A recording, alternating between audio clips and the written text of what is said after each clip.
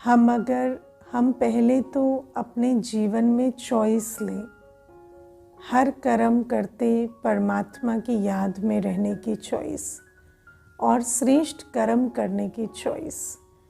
जो कर्म हमारे सामने आए, जो बात हमारे सामने आए, उसमें चेक करें कि ये जो कर्म मैं कर रही हूँ क्या ये श्रेष्ठ कर्म है।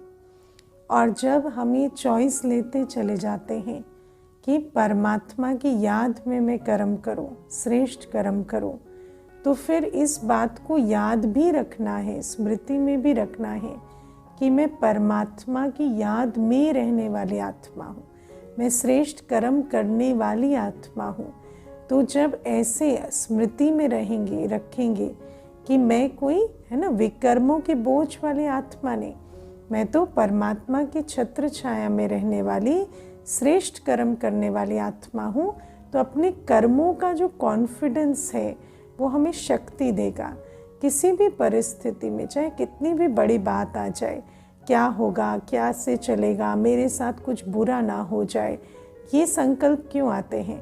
क्योंकि अपने कर्मों पर एक तो अटेंशन नहीं देते और फिर अच्छे कर्म करने वाले भी कॉन्फिडेंस नहीं रखते। तो हमेशा कॉन्फिडेंस के साथ परमात्मा पर और अपने कर्मों पर आगे बढ़ें।